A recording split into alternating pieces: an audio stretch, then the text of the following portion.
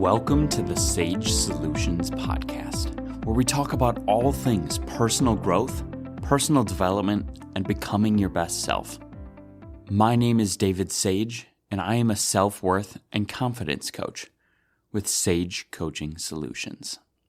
So I'm here today, Hannah, David's wife, and David's here. Hi. Hi. So today's episode, with the holidays coming up, Thanksgiving is this next week, and then soon after all the Christmas festivities. As well as the other holidays that come in December and New Year's after that. Very true. We're going to talk about discipline and how to get back maintaining those good habits, whether it comes to budgeting and finances, dieting and exercise, or just overall taking care of yourself and the people around you. The holidays are the hardest time to maintain your habits and your discipline. During the holidays, distractions are everywhere, and temptations even more so. Family events, rich foods, parties, and the desire to relax or escape routine. The holidays often disrupt personal schedules and our long-standing routines, leading to missed workouts, disrupted sleep patterns, and other habits that require discipline. The holidays can also be emotionally charged, bringing stress or a desire for overindulgence, which can undermine our self-control. It's one of the main reasons that New Year's resolutions even exist, partially because it's a new year, so the whole new year, new you, but a lot of it's because people have completely let their habits slip, and they want a reset button because they're way off track. But today we're going to talk about how going into this holiday season, we can prevent ourselves from getting off track in the first place, how we can stay on track so that the New Year's resolutions are just adding on to something that we're already doing, which makes them so much easier to keep because we're not starting from square one. And we're going to talk about how to get back onto that horse when you've fallen off. But before we get into it, our goal with this podcast is to share free, helpful tools with you and anyone you know who is looking to improve their life. So take action, subscribe, and share this podcast with them. The holidays can be a fun and exciting time where we see family and friends who generally live out of town and reignite connections with important family members. It can be a time of celebration where we get to eat great food, exchange gifts, make other people happy. It can also be a time of stress eating. And overspending on gifts. Also, drinking helps. Probably a little too much. So the holidays can be a little bit of a mixed bag. They can be great, but also they can even bring a little bit of grief depending on what events have happened around the holidays. Or if there are people there that you may not totally get along with. All of these factors can also help contribute towards falling off the wagon when it comes to your habits and your discipline.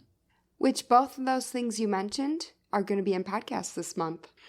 I think a good starting place is to talk about discipline and what it is and why it's important for maintaining healthy habits and doing the things that you want to be doing to help you take care of your brain, your body, and your budget. Discipline is the ability to control your behavior, your emotions, and your thoughts to achieve a goal or follow through on a task, even when faced with challenges.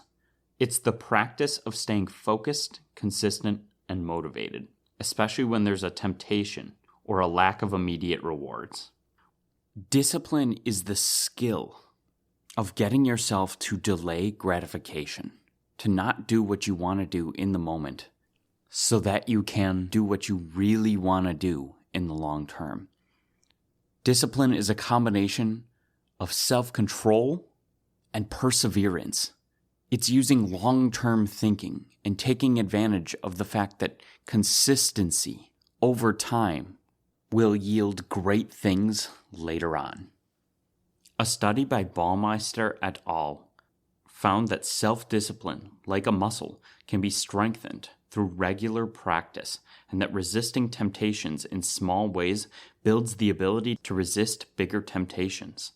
Just like any skill, we can build discipline just like you would build a muscle. Repeatedly using discipline builds the muscle, the mental muscle of having discipline. And this is one of the most powerful, useful, and versatile muscles you can build, because you can apply the muscle, the skill of discipline to virtually every area of your life. You don't just build discipline in one area. It rewires your brain to be better at discipline. And discipline is one of the fundamental characteristics of a trait called grit. A study by Duckworth et al. On grit showed that perseverance and self-control, forms of discipline, were more reliable predictors of success than IQ in both academic and life outcomes. A quote by old school motivational legend Jim Rohn: "Discipline is the bridge between goals and accomplishment." What he means is that if you have a goal, being disciplined, staying consistent, is how you actually get to accomplish that goal. It is the bridge between a goal and the accomplishment of the goal. Because a goal without a plan is really just a wish or a dream. That's really good, because I feel like that's a universal experience, is to dream about something, to wish about something. Oh, wish I had this. I wish I could do that. I wish I looked like that. And oftentimes I feel like you just kind of ruminate on that wish or that dream, and you never actually come up with a way to get it done, to make it happen for yourself. A step-by-step, tangible, realistic way to make it happen. Most people look forward to the holidays because they can be a wonderful thing. People get to exchange gifts or eat delicious food, share in family traditions. But there's a flip side to the holidays. There's a lot of extra pressure, a lot of stress. We often get caught up in the whirlwind that is the holiday season, buying gifts for people, having holiday special foods at our favorite restaurants. And those things aren't inherently fully bad. Right. Some of it's about the shades of gray, finding moderation. Giving somebody a wonderful gift can be a great thing. What discipline is not is that discipline is not about rigid perfectionism or harsh self-criticism. It's not about constant self-denial, but rather the capacity to make choices that align with your long-term goals, even in the face of short-term desires. Abraham Lincoln once said, "Discipline is choosing between what you want now and what you want most." So, why don't we actually give a couple concrete examples of some of these healthy or beneficial habits that seem to go by the wayside during the holiday season? Some of the examples include your budget. You could spend months thinking of the perfect gift for someone that you love. It could be this big, elaborate thing, or something that was really hard to find, or just like the perfect thing for them. But if it causes you months of stress, and it causes you to take a huge hit on your budget and your financial well-being and bringing in extra stress, if the person that you're giving that gift to knew that, I don't honestly believe, if they're an adult, I don't think kids really care, but if they're an adult, they're not really going to want that gift, like, in all honesty. Right, because they wouldn't want to put you in that situation. And for the record, you are a very good gift giver. Thank you. But a lot of what makes a gift a really good gift is just thinking a lot about who the person is and being very thoughtful in the gift. By taking that into account, I've become a better gift giver as a result of kind of seeing the thought process of how you do it. You are also pretty good at making sure that when we do get gifts for people that we're not killing the whole budget or going into debt to do so. Well, that's why we have a holiday budget that we have to follow, because I like giving gifts, and I would definitely go all out if I did not follow a budget. So it's very helpful. I was looking up some statistics, and I just read that 1/3 of Americans go into debt over the holiday season in gift giving. 1/3. That's insane. And I hope that you're not one of them. And I don't want to be one of them either. It's not worth it. So remember that this is not us telling you, hey, be selfish. Don't worry about anyone else. Just take care of yourself. But you have to be responsible, You have to not do things that are going to put your ability to afford food or your housing or take care of your kids in jeopardy just to go overboard on a gift or maybe make it look like you make more money. In today's day and age with social media, many people are much more concerned with looking like they're wealthy than actually saving money to become wealthy. We don't want to fall into that trap, and we don't want to let the social pressures of the holidays push us into that trap. Another example we have is regarding to our health, going to the gym. It just kind of goes to the wayside. And I'm honestly one to talk. I don't think I go to a gym at all in the month of December. It's really bad. Oftentimes, you don't really take that extra time for yourself and taking care of your body and your mental and physical needs. Another way is the way that we nourish our body. A lot of times, we follow a diet generally, maybe let loose a little bit along the weekend, but we take care of ourselves. A lot of times during the holidays, though, all of that nutrient-dense, nourishing food switches out and gets replaced by high sugar, fatty, carb-loaded food, and alcohol, and you're just kind of left reeling.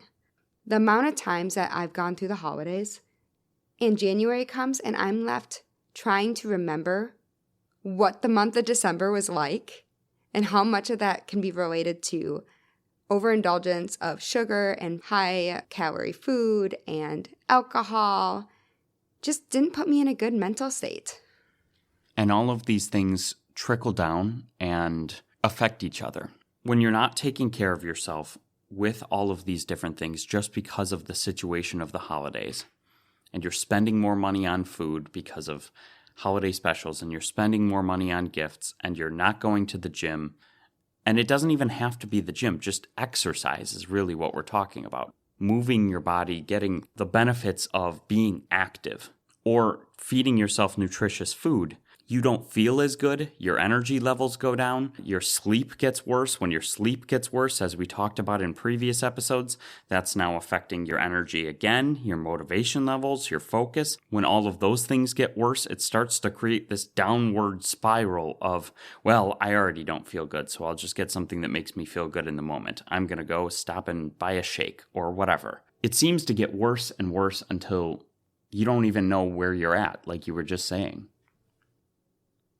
Right. That's why the statistics of depression among adults skyrockets during the holidays, along with the fact that it does put a damper on your normal routine, the routine that you've kind of established throughout the rest of the year that makes you feel good, be productive, and be your best self. It can include journaling, meditation, gratitude practices, daily walks, spending time with your kids, or even your pets. Not following through with our normal routines, especially the ones that bring us productivity and joy, can leave us just trying to get through the day, just kind of scrambling, fighting to survive. And that's why the holiday season isn't always necessarily a happy time. It can be really stressful. So David, how can we stay on top of these good habits during the holidays? There are a lot of things that we can do to dramatically increase our chances of keeping up our healthy habits. So let's start here.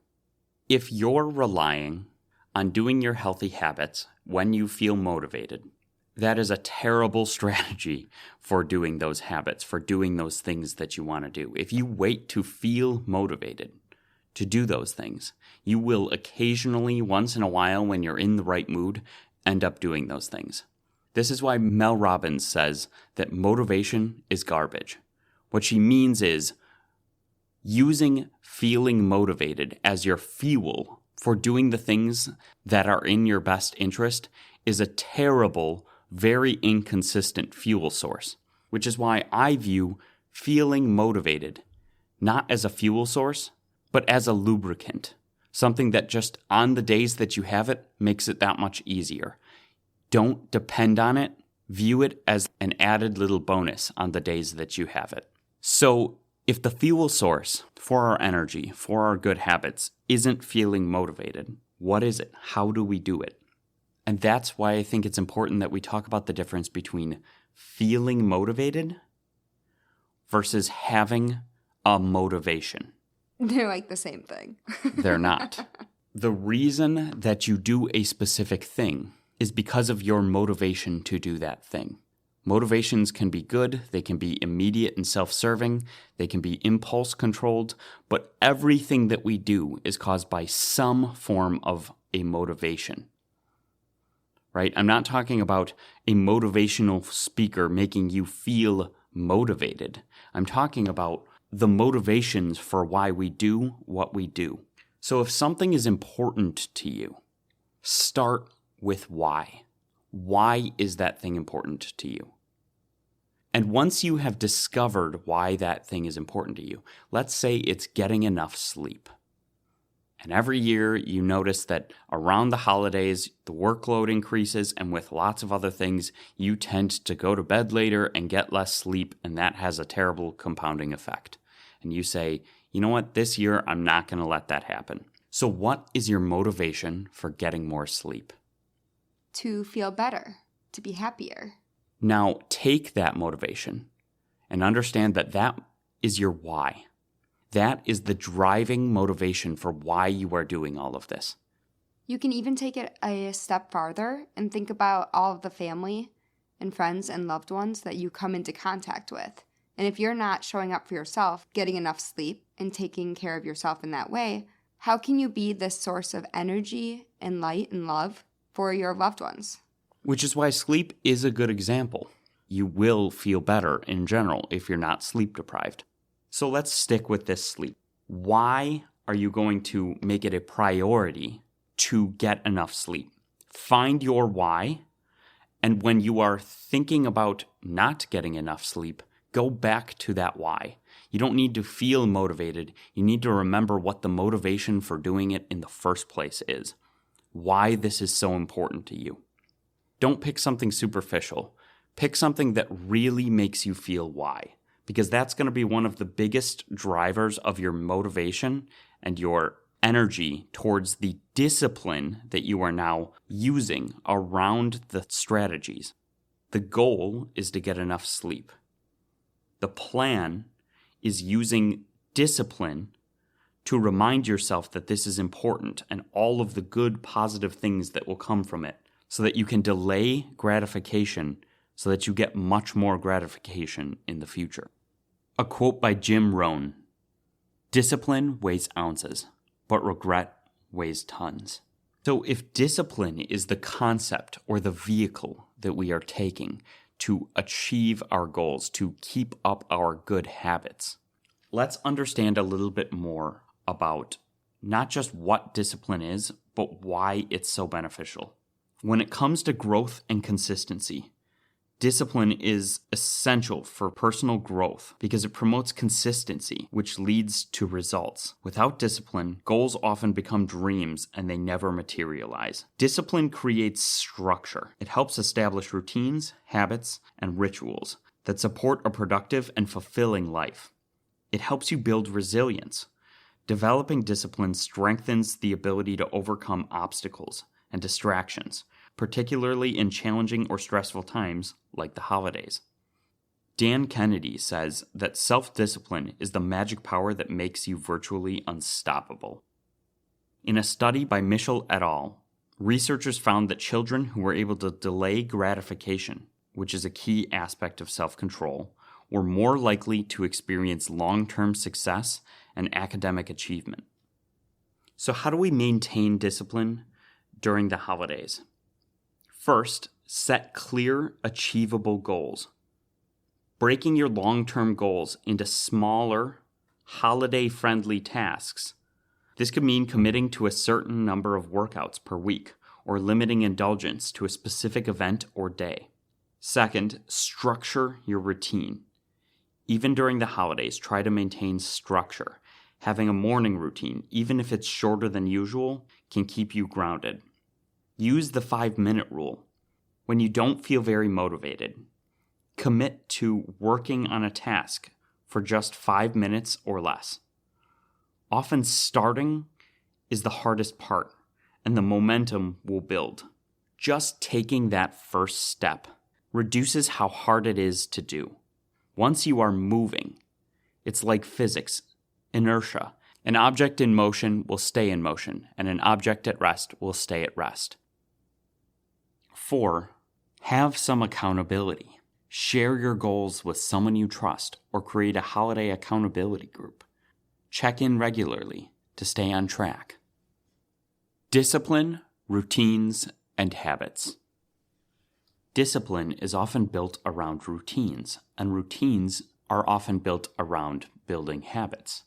All three of these forces work in succession to help us continue to do something that we want to do. So, one thing that we can do is take a look at our habits and see if we've actually set them up for success. Because once you have a habit, it takes much less willpower and much less discipline to do because it's already habitual. It's already in your brain's muscle memory.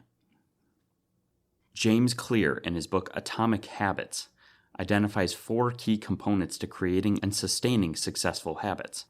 First, there's a cue. This is the trigger or signal that initiates the habit. It can be something external or something internal. This cue prompts the brain to start the habit loop. Second is a craving. This is the desire or motivation behind the habit. It's the feeling of wanting the outcome or rewards that the habit brings. The sense of satisfaction from a completed workout or the pleasure of eating a favorite snack. Third is the response. This is the actual habit or behavior that you perform in response to the craving. It's the action that takes place after the cue and the craving have been activated. And then finally, fourth is the reward, the positive outcome or feeling that follows after the response. The reward reinforces the habit loop, making it more likely that the behavior will be repeated in the future. So remember, cue, craving, response, and reward. Over and over and over. Small successive wins create momentum and reduce the overall friction. Once we are already doing things that are good for us, we are more likely to continue doing things that are good for us. This is how using some discipline in a routine and having habits all work together to get ourselves to keep doing more. But first, we have to take action. We have to do that first thing to get the momentum going, which is why action equals success and outcomes equal learning. This is why we keep it simple and don't overthink it, and we focus on our present priority. We also need to set ourselves up to reduce the friction and be realistic. It doesn't have to be perfect. It doesn't have to be optimal. If you are setting up the perfect, optimal routine, but you never do it, it's suboptimal. The best routine is the routine that works. Be realistic. Make it easy. Tiny, simple steps. One step at a time. Don't be thinking about everything that you have to do after that one step. One tiny, simple step at a time. This is how we start knocking down the dominoes. And by making them tiny, simple steps, reducing the cost, the time cost, the energy required, making it more visible, keeping it simple, making it as easy and frictionless to do these things as possible, is the best way to get yourself to do the things that you want to do. And the same goes for the reverse. Increase the friction of the things that you don't want to be doing. Don't put the chips that you keep eating in a very visible spot so that you have to use your willpower 400 times a day to not eat them. Hide them away. Visibility is a part of friction. But there are still going to be times where your willpower fails, especially while you're building discipline. And you might just need another strategy or a simple tool or another form of motivation to get you through that one instance. So here's a couple things that can help. This is where we're taking advantage of things like framing, looking at it from different perspectives and points of views. Specifically, using our perspective of reality, our conscious perspective, to take control of our thoughts, to take control of the situation and say, hey, I can do this. I can do hard things. This is important to me. I need to remember why I'm doing this in the first place. Then using tools like focusing on your locus of control, freeing up a bunch of the mental energy by not worrying about all of the things that we can't control, and just focusing on the parts and the ways that we can, the things that we do have control over, so that we are actually making more progress towards our goals. If you can feel your motivation or your discipline or your willpower failing, just pivot, use a different strategy. Maybe use the 5-second rule to get yourself to do something, or say F it and just do it. You can save some willpower by trying to use the paradox of choice and cutting down your options to 4 or less things. You can focus on the 20% of things that are going to produce 80% of the results, freeing up a bunch of time and energy. Use your cultivated curiosity as a motivator to help drive you to do something if it's related to learning. For certain things, you can tap into purpose if you believe that this is a part of your purpose, of who you are and why you're here. For some people, competition is a powerful motivator. In the right situation or circumstance where applicable, use it. The Stoics would actually utilize the fact that what they were doing was hard and tell themselves things like, I can do hard things, and the obstacle is the way. And so the obstacle becomes the way, meaning let hard things motivate you. Doing hard things is a bigger accomplishment. It's kind of thrilling to be somebody that can do hard things. Remember the power of having made a decision. You are not trying to do this. You made a decision. You are doing this.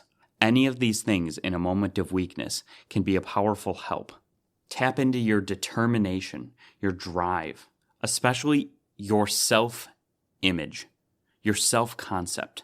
If you truly see yourself as an athlete and define yourself that way, you tell yourself, I am an athlete, you are much, much more likely to continue to work out. You are much more likely to do things that fall in line with your self-image, with your self-concept.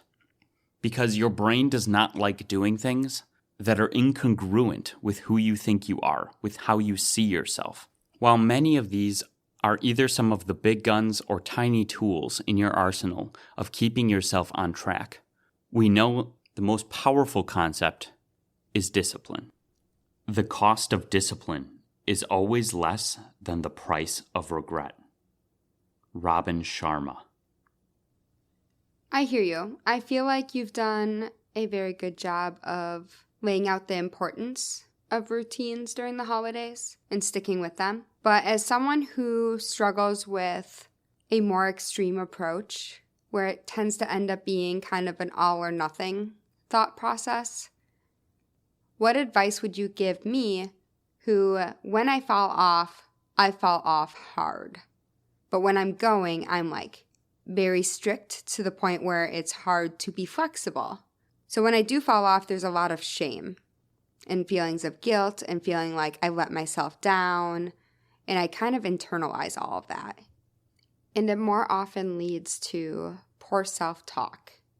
So my question is, when all of those feelings of shame and guilt are bubbling up, the last thing I want to do in that moment when I'm feeling really bad for myself is to get my routine back up and going. So how would you recommend that I do that? Well, let's break that down. For one, discipline is like a muscle. You do not have to work out a muscle every single day, all of the time, to build a muscle. Muscles require downtime. Muscles can't constantly lift. You have to take rests between sets. It's impossible to have perfect discipline for everything immediately all of the time.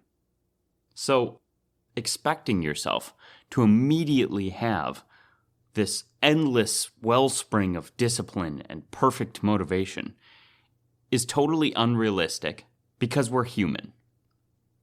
Now, as for black and white, all or nothing thinking, I think you can guess what I'm going to say. Shades of gray thinking, because of its accuracy, but especially its flexibility and the balance that it provides, are exactly what is required when you're thinking about doing things as all or nothing. It doesn't have to be that black and white.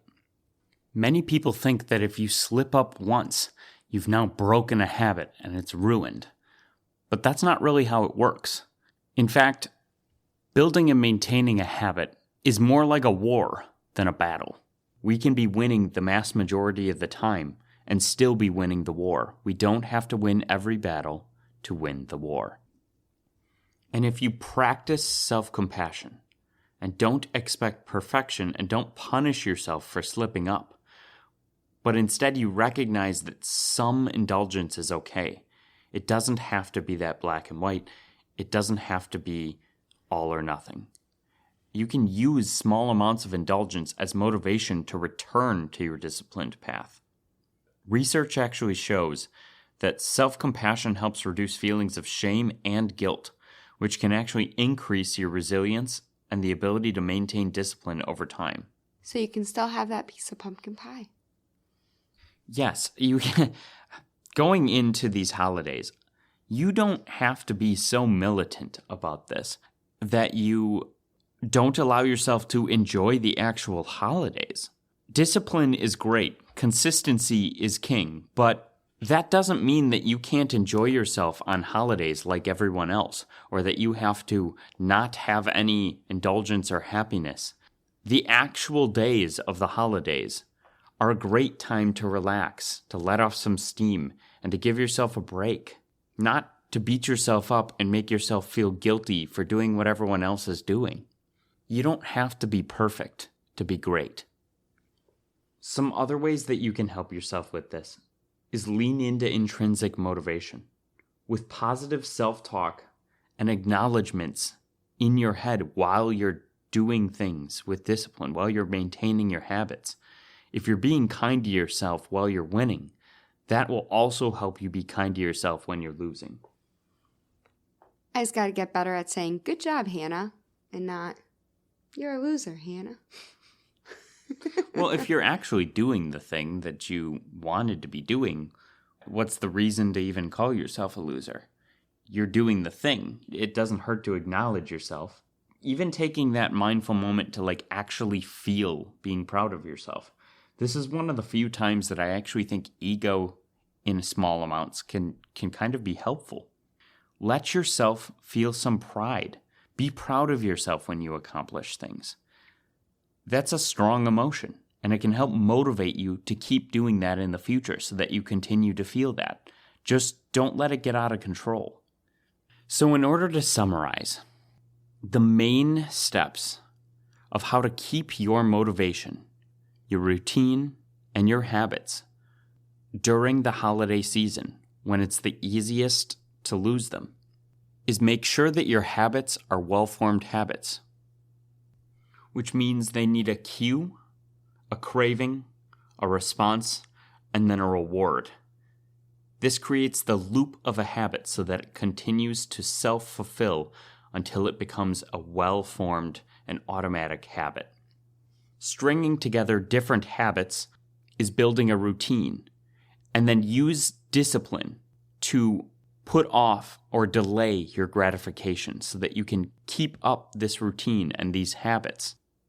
By harnessing a motivation, not feeling motivated, but harnessing something that motivates you by starting with why you're doing it and building the muscle of discipline over time. But inevitably, no matter who you are, you're not perfect. We're all human. And there are going to be times where we drop the ball, where we get a little off track. The best thing we can do when we get off track is to use some shades of gray thinking and remember that it's not all or nothing. We can be winning the mass majority of the time and still be winning the war. We don't have to win every battle to win the war. Also, Give yourself some self-compassion. Be kind to yourself. Give yourself a little grace. Remember, this is the hardest time. Don't necessarily use that to repeatedly justify not doing it. I'm just saying be kind to yourself so that you don't shame yourself, because shame is a terrible long-term motivator and it will likely be the downfall of your entire routine throughout the holiday season. Instead, be kind to yourself and be ready to get back on the horse. Yeehaw! The biggest thing that I'm taking away from this conversation is to remember to start with my why. To remember, why do I want this habit? What is my end goal? What will accomplishing this lead to? What other opportunities are there? Also, being kinder to myself. Just knowing that the shame is a terrible long-term motivator is massive. Because I feel like sometimes shame can jumpstart a little bit because you're feeling bad. So you're trying to stuff down those feelings of guilt. But like David said, it doesn't actually last very long. Usually it can kind of get things moving, but it doesn't actually stick around. And you tend to peter out and then feel worse for yourself. So be kind to yourself. And I hope you guys all have a great Thanksgiving. And remember, you are enough, and you deserve confidence and self-compassion. Thank you for listening to the Sage Solutions podcast. Your time is valuable, and I'm so glad you choose to learn and grow here with me. If you haven't already, don't forget to subscribe so you don't miss out on more sage advice. One last thing, the legal language. This podcast is for educational and informational purposes only. No coaching-client relationship is formed. It is not intended as a substitute for the personalized advice of a physician, professional coach, psychotherapist, or other qualified professional.